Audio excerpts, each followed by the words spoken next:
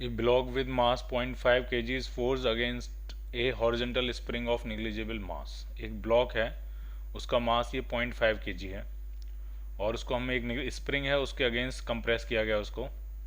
When release the block moves on a horizontal table top for 1 metre, 1 metre तक वो block जो है वो ट्रेवल कर रहा है before coming to rest. 1 metre चलने के बाद वो रेस्ट में आ जाता है, ठीक। और जो स्प्रिंग कांस्टेंट आपको दिया है वो आपको दिया है 100 न्यूटन पर मीटर और कोफिशिएंट ऑफ फ्रिक्शन आपसे पूछ रहे हैं। तो कंसेप्ट इसमें है कि जब आप इसको कंप्रेस करोगे, कितना कंप्रेस किया है 0.2 मीटर, जब हमने इसको कंप्रेस किया स्प्रिंग को, तो स्प्रिंग के अंदर इलास्टिक पोटेंशियल एनर्जी स्टोर हुई है और वो इलास्टिक पोटेंशियल एनर्जी जो है वो ब्लॉक की काइनेटिक एनर्जी बनी है और वो काइनेटिक एनर्जी फ्रिक्शन के अगेंस्ट वर्क करने में सारी खर्च हो गई और फाइनली ब्लॉक आपका रेस्ट में आ गया। तो ये है लॉजिक। तो फ्रिक्शन के अगेंस्ट वर्क करने में जो काइनेटिक एनर्जी खर्च हुई है वो स्प्रिंग की इलास्टिक पोटेंशियल एनर्जी से आई है, ठीक। तो अगर हम इक्वेशन लिखें तो ये लिख सकते हैं कि स्प्रिंग के अंदर जो इलास्टिक पोटेंशियल एनर्जी होगी हाफ के एक्स स्क्वायर, ये पूरी की पूरी कंज्यूम कर लेगा फ्रिक्शन, ठीक है। तो फ्रिक्शन का जो नेगेटिव वर्क डन होगा वो कितना होगा, तो वो हो जाएगा mu m g into l. Minus sign ये कहता हो कि वो उसने कंज्यूम कर लिया, तो वो कंज्यूम स्प्रिंग की इलास्टिक पोटेंशियल एनर्जी के बराबर ही होगी। कंजम्पशन जो है उसका वो स्प्रिंग की इलास्टिक पोटेंशियल एनर्जी के बराबर ही होगा। अब इसमें हमें म्यू के फाइंड करना है। ये जो म्यू के ये जो म्यू है वो म्यू के होगा, यही आपको फाइंड करना है। तो जो म्यू के यहाँ से आ रहा है वो आपका आ रहा है हाफ के x square upon m g l. सारी वैल्यू डाल देते हैं, आपको आंसर मिल जाएगा। जो के है वो कितना है 100 और एल कितना, एक्स कितना है, एक्स कितना डिस्प्लेस किया 0.2 मीटर, 0.2 को स्क्वायर करेंगे तो 0.04 हो जाएगा अपॉन 2। एम कितना है, एम है 0.5, जी की वैल्यू मान लेते हैं 10 और एल कितना है 1 मीटर। तो ये पॉइंट हटाएंगे, ये 2 जीरो खत्म हो जाएंगे, यहाँ से ये पॉइंट हटाएंगे, ये 1 जीरो खत्म हो जाएगा और नीचे आ गया 10, ऊपर है 4, तो ये आपका आया 0.4। म्यू की वैल्यू जो आ रही है वो कितनी आ गई 0.4। ए part.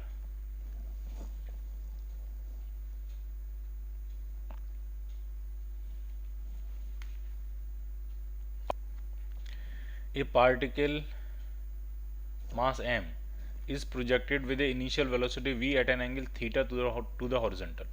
What is the work done by the force of gravity from the instant of throwing to the instant when it reaches the maximum point? Maximum height तक पहुंचने में, जहाँ से फेंका है वहाँ से मैक्सिमम हाइट तक पहुंचने में वर्क डन बाई ग्रेविटी पूछ रहे हैं। तो अगर मैक्सिमम हाइट का फॉर्मूला अगर आपको पता है, मैक्सिमम हाइट कितनी होती है, जो कि होती है आपकी v square sine square theta upon 2g, उतनी हाइट तक पहुंचने में वर्क डन बाई ग्रेविटी पूछ रहे हैं। तो बहुत ही सिंपल है, ग्रेविटी का फोर्स लग रहा होगा नीचे की तरफ और जो डिस्प्लेसमेंट हो रहा है वो ऊपर की तरफ हो रहा है, तो वर्क डन बाई जो ग्रेविटी होगा वो माइनस एम जी एच होगा, माइनस एम जी एच। और एच की वैल्यू यहाँ से डाल देते हैं, एच की वैल्यू क्या है v square sine square theta upon 2g। तो जी से जी क्या हो जाएगा आपका कैंसिल आउट, तो कितना आया आपका minus m v square sine square theta upon 2। So the answer will be D part.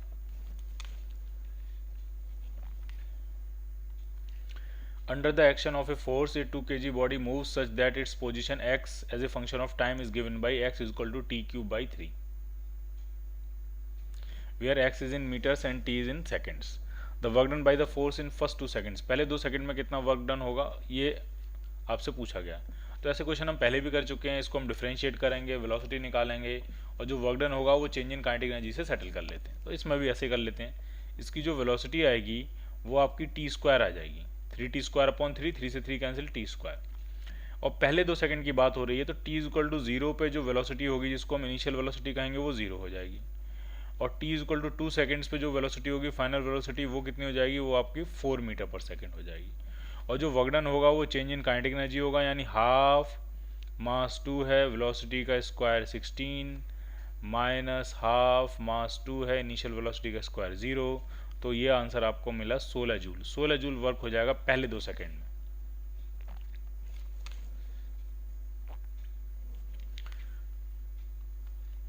The displacement x in meters of a particle of mass m kg moving in one dimension under the action of a force related to time is given by. Displacement time equation दी है, one dimensional motion है, एक force लग रहा है और आपसे पहले 6 सेकंड का वर्क डन आपसे पूछ रहे हैं। तो ये भी बहुत ही सिंपल है, ढंग से देखना।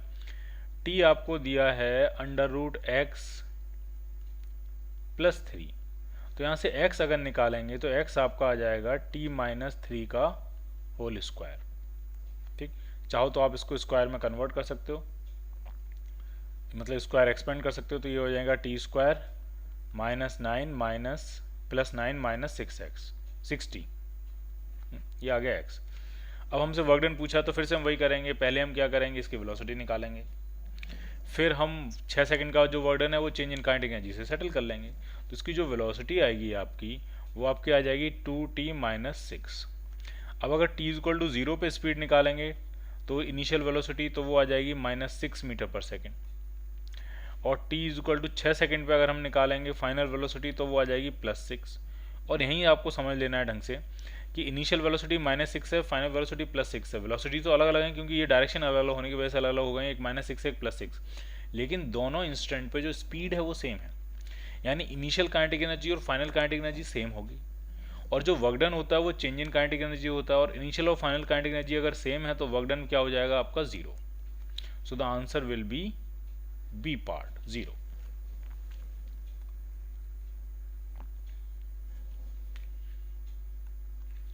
Body start from rest and acquires velocity of v in time t। v velocity acquire करिए t टाइम में, तो इससे आपको क्या मिल जाएगा, एक्सेलरेशन। ऐसा क्वेश्चन हम पहले भी कर चुके हैं। तो v/t, capital V upon capital T, ये जो मिल गया आपको एक्सेलरेशन मिल गया। अब पूछ रहे हैं स्मॉल t टाइम में जो वर्क डन है वो किसके प्रोपोर्शनल होगा, तो वेलोसिटी निकाल लेते हैं। तो स्मॉल t टाइम की जो वेलोसिटी होगी जो होगी u + at, u 0 है, एक्सेलरेशन आपका v/t है इंटू स्मॉल t, ये आ गई वेलोसिटी। और जो वर्क डन होगा वो काइनेटिक एनर्जी के बराबर होगा, change in kinetic energy, initial 0 थी तो वो फाइनल काइनेटिक एनर्जी हो जाएगा, तो वो बनेगा ½ mvt का स्क्वायर, ये बना v² capital T² into small t², ये आ गया वर्क डन। अब ये पूछा किसके प्रोपोर्शनल है, तो आप देख लो किसके प्रोपोर्शनल है, तो इसका आंसर बना आपका डॉग, डी पार्ट।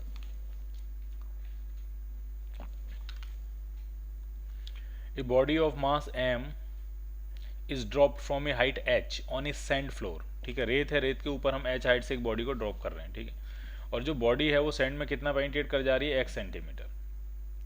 अभी पूछ रहे हैं सैंड ने एवरेज रेजिस्टेंस कितना ऑफर किया होगा, ये आपसे पूछ रहे हैं। तो इस तरह की सिचुएशन है, कोई एक बॉडी है जिसको हमने h हाइट से गिराया है, और ये रेत है, और रेत में कितना अंदर धस जा रही है, रेत में ये x अंदर धस के रुक जा रही है।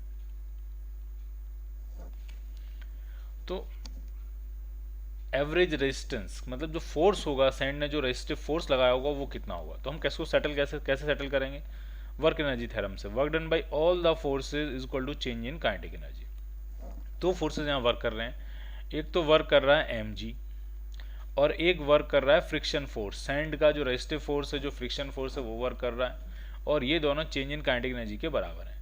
अब चेंज इन काइनेटिक एनर्जी क्या होता है, final minus initial, final minus initial.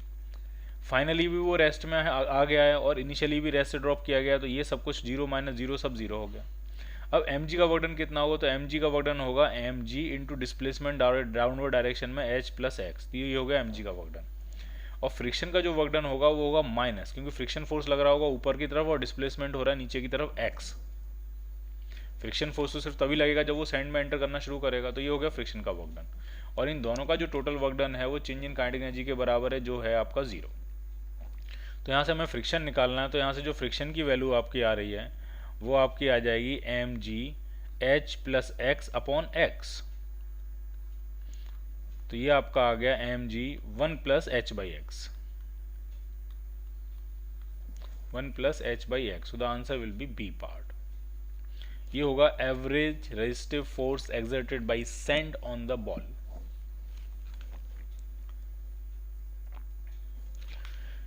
A small bead of mass small m is placed at the bottom of a watch glass of radius r. It is displaced by h. h से displace किया along the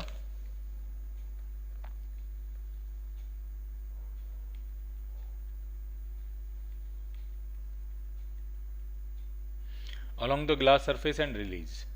Calculate the total distance described by it before it comes to rest at the bottom. Mu is the coefficient of friction between bead and the watch glass. ठीक है, तो कुछ इस तरह की situation आप ढंग से समझना है इस बात को।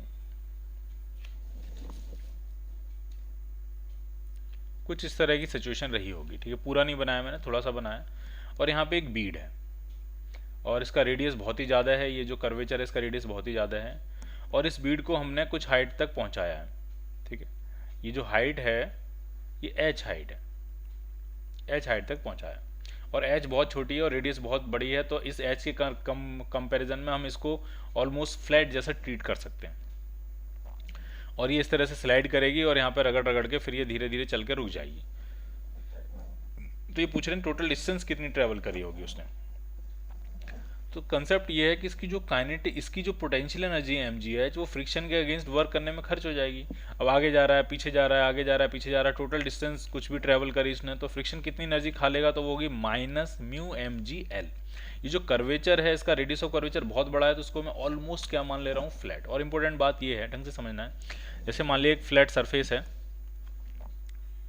ये फ्लैट सरफेस है, और एक ब्लॉक जो है वो आगे जा रहा है L1, फिर पीछे आ रहा है L2, फिर वापस आगे जा रहा है L3, ऐसे कई सारे मोशंस हैं। तो इन सारे मोशन में जो वर्क डन बाय फ्रिक्शन होगा वो हर केस में होगा, जैसे पहले केस में होगा तो वो होगा माइनस म्यू mgl1। फिर जब वापस लौट के आएगा तब जो वर्क डन होगा फ्रिक्शन का वो होगा माइनस म्यू mgl2, क्योंकि फ्रिक्शन हमेशा मोशन के अपोजिट लगता रहेगा। जब ये आगे जा रहा होगा तो फ्रिक्शन पीछे लग रहा होगा, जब ये पीछे लौट के आ रहा होगा तो फ्रिक्शन आगे लग रहा होगा, फिर जब ये आगे जाएगा तो फ्रिक्शन पीछे लगेगा। यानी तीसरे केस का वर्क डन होगा तो माइनस म्यू mgl3। यानी कितने भी मोशन करेगा, तो अगर हम इसको एक ही स्टेप में लिखें तो आप इसको ऐसा लिख सकते हो माइनस म्यू mg और इनटू किससे मल्टीप्लाई कर दो, डिस्टेंस से, तो ये फ्रिक्शन का वर्क डन हो गया। तो यही कंसेप्ट हम इसमें यूज करेंगे। जो ग्रेविटेशनल पोटेंशियल एनर्जी है mgh, ये फ्रिक्शन के अगेंस्ट वर्क करने में पूरी की पूरी खर्च हो जाएगी, और फ्रिक्शन का जो वर्क डन होगा वो माइनस तो सिर्फ ये कहता है कि वो एनर्जी कंज्यूम कर रहा है, ठीक है, तो कितनी एनर्जी कंज्यूम करेगा वो, तो वो होगा म्यू mg इंटू डिस्टेंस। तो mg से mg कैंसिल आउट, तो जो डिस्टेंस ट्रेवल्ड आ रही है वो h अपॉन म्यू आ रही है, सो the answer will B A part.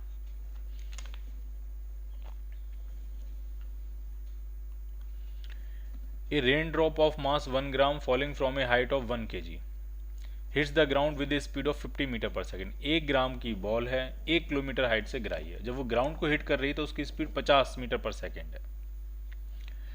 अगर रेजिस्टिव फोर्स जो है वो स्पीड के प्रोपोर्शनल है, तो वर्क डन पूछ रहे हैं। तो वर्क डन तो हम बहुत सिंपल तरीके से निकालेंगे, कंसेप्ट आप समझ लो। जैसे मान लिया किसी बॉल को आपने h हाइट से गिराया, तो उसकी जो पोटेंशियल एनर्जी होगी जो डिक्रीज हुई है, मास की बॉल को h हाइट से गिराया, तो जो पोटेंशियल एनर्जी डिक्रीज होगी वो mgh होगी। और अगर कोई एयर का रेजिस्टिव फोर्स नहीं है तो वही काइनेटिक एनर्जी में कन्वर्ट हो जाएगी। लेकिन अगर एयर का रेजिस्टिव फोर्स है तो पूरी की पूरी पोटेंशियल एनर्जी काइनेटिक एनर्जी में कन्वर्ट नहीं होगी। उस पोटेंशियल एनर्जी का कुछ हिस्सा एयर के अगेंस्ट खर्च हो जाएगा और रिमेनिंग काइनेटिक एनर्जी बन जाएगी। तो आप ऐसा लिख सकते हो, आप ऐसा लिख सकते हो, हमसे पूछा गया है, वर्क डन पूछा गया है, ठीक है। तो दो तरह के स्टेटमेंट आपको समझा रहा हूँ। तो पोटेंशियल एनर्जी है वो है mgh। अब इसमें से कुछ हिस्सा जो है वो खर्च हो गया होगा रेजिस्टिव फोर्स के अगेंस्ट वर्क करने में, Fr लिख देता हूं मैं, और जो बच गई होगी वही होगी आपकी काइनेटिक एनर्जी। एक तरीका तो ये है। दूसरा तरीका क्या है, आप आंख बंद करके वर्क एनर्जी थ्योरम लगाओ, work done by all the forces is equal to change in kinetic energy. ठीक, इस केस में, पहले वाले केस में जो वर्क डन आएगा फ्रिक्शन फोर्स का वो पॉजिटिव आएगा, क्योंकि मैंने खुद ही माइनस लगा दिया यहाँ, मैंने खुद ही कह दिया कि वो कंज्यूम कर रहा है energy.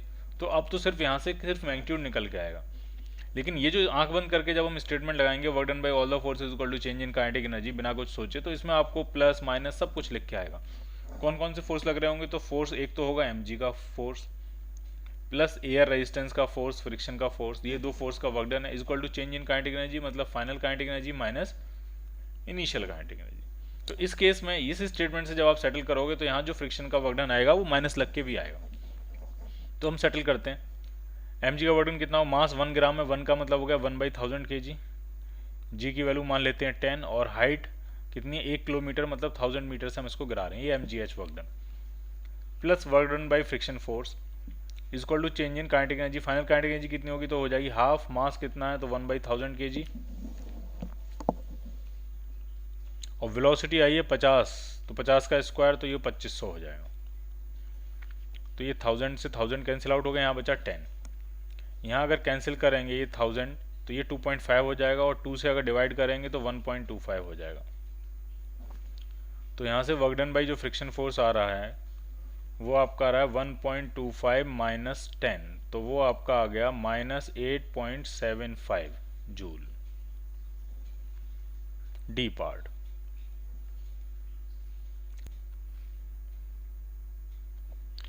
A object of mass m is release from rest from a top of a smooth incline plane of height h। Smooth incline plane है h हाइट का, और पूछ रहे हैं बॉटम में जो स्पीड होगी वो किसके प्रोपोर्शनल होगी, तो वो मास पे डिपेंड नहीं करेगी, वो √2gh होगी।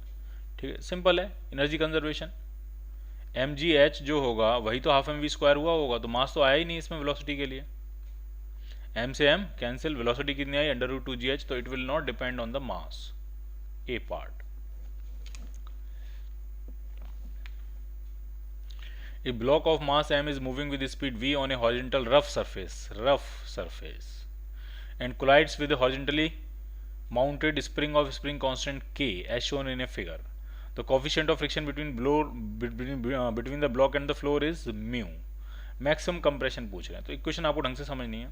अगर मान लिया मैक्सिमम कंप्रेशन इसका x है,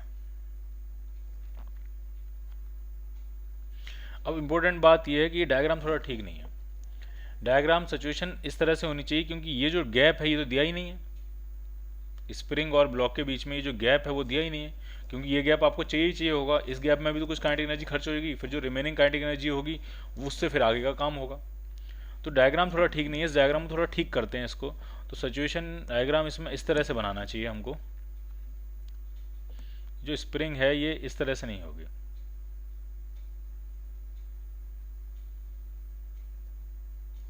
स्प्रिंग जो है वो इस तरह से होगी। स्प्रिंग बस ये स्प्रिंग का ये वाला एंड है,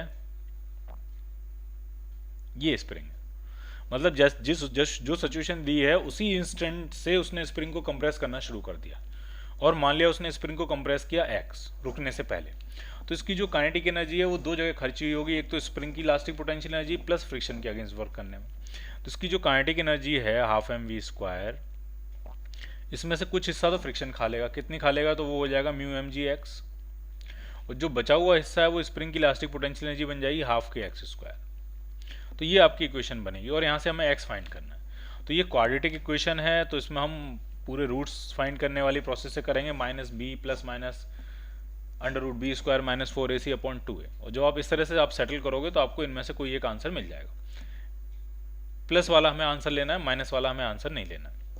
या चाहो तो कर लेते हैं, ऐसा करते हैं इसमें पूरे में हम 2 से मल्टीप्लाई कर लेते हैं, ठीक, और सब कुछ इधर ले आते हैं। तो ये आपकी इक्वेशन बनेगी आपकी kx² plus 2μmgx minus mv² is equal to 0।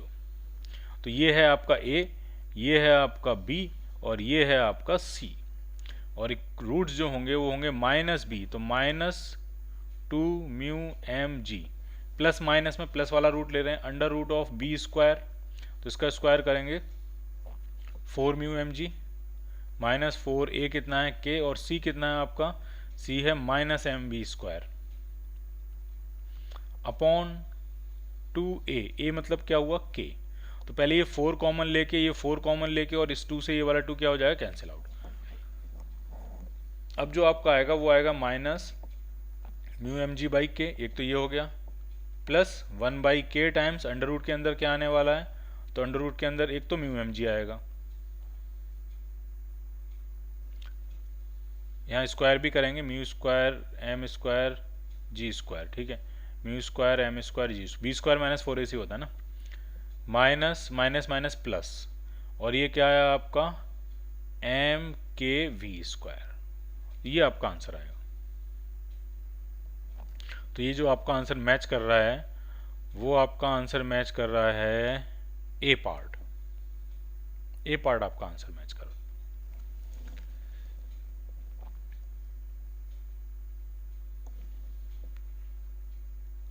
A body of mass 4 kg is moving with momentum of 4 kg into metre per second. Mass दिया है, मोमेंटम दिया है, ठीक।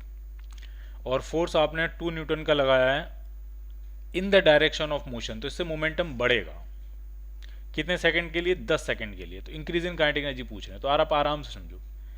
इनिशियल मोमेंटम जो है वो है 8, ठीक, और 2.2 न्यूटन का फोर्स लगाया 10 सेकंड तक उसी डायरेक्शन में, तो जो इम्पल्स हुआ वो आपका 2 हुआ। और इम्पल्स होता है चेंज इन मोमेंटम, मतलब final momentum minus initial momentum. तो यहाँ से फाइनल मोमेंटम आपको पता लग जाएगा, वो हो जाएगा आपका 10, ठीक। अब आपसे पूछ रहे हैं इंक्रीज इन काइनेटिक एनर्जी, तो इंक्रीज इन काइनेटिक एनर्जी का सीधा सा मतलब है final kinetic energy minus initial. और काइनेटिक एनर्जी का फॉर्मूला अब हम यहाँ पे हाफ एम वी स्क्वायर नहीं लगा रहे हैं, हम लगा रहे हैं पी स्क्वायर बाई 2m। तो फाइनल काइनेटिक एनर्जी मतलब फाइनल मोमेंटम का square upon 2m, m 4 kg है, माइनस इनिशियल काइनेटिक एनर्जी मतलब इनिशियल मोमेंटम का स्क्वायर अपॉन 2m। तो ये आपकी चेंज इन काइनेटिक एनर्जी मिल जाएगी। जरा देख लेते हैं कितना आने वाला। तो 8 तो बन गया आपका एलसीएम, ये 10 का स्क्वायर माइनस 8 का स्क्वायर तो बचा 6 का स्क्वायर मतलब 36। तो अगर हम इसको कैंसिल करेंगे तो ये 4.5 जूल आ जाएगा। 4.5 जूल जो है वो काइनेटिक एनर्जी में इंक्रीमेंट हुआ होगा। C part, the particle is acted upon by a force F which varies with position x as shown in a figure. If the particle at x is equal to 0 has a kinetic energy of 25 joule, जो x is equal to 0 पे particle है उसकी kinetic energy 25 joule है। Then kinetic energy of the particle at x is equal to 16 metre, 16 metre पे kinetic energy क्या होगी ये आपसे पूछ रहे हैं, ठीक। तो हम क्या करेंगे, हम 0 से 16 तक का वर्क डन निकालेंगे, और वर्क डन जो होगा वो होगा final kinetic energy minus initial. Initial आपको दी हुई है 25 जूल, और फाइनल निकाल लेंगे। और वर्क डन कैसे निकालेंगे, तो इसका जो एरिया अंडर कर्व होगा वही तो वर्क डन होगा। अब इसमें भी बहुत आसान बात यह है कि ये वाला जितना पॉजिटिव एरिया है और ये वाला उतना ही नेगेटिव एरिया है, तो ये दोनों तो आपस में कैंसिल आउट हो जाएंगे। बस हमें इस ट्राइंगल का देखना है और इस छोटे से रेक्टेंगल का देखना है। तो ट्राइंगल का एरिया जो आएगा वो हो जाएगा हाफ बेस, बेस है आपका 6 यूनिट और हाइट है आपकी 10। ये ट्राइंगल का एरिया है पॉजिटिव, और ये जो रेक्टेंगल है इसका एरिया नेगेटिव होगा माइनस, और ये जो एक साइड जो उसकी 2 है और ये दूसरी साइड उसकी 5 है। तो ये नेट वर्क डन हो गया, और ये बनेगा final kinetic energy minus initial. तो ये आपका आया 30 माइनस 10 मतलब 20, और ये 25 भी उधर पहुंच जाएगा तो ये 45। जो फाइनल काइनेटिक एनर्जी आ रही है वो आपकी 45 जूल आ रही है।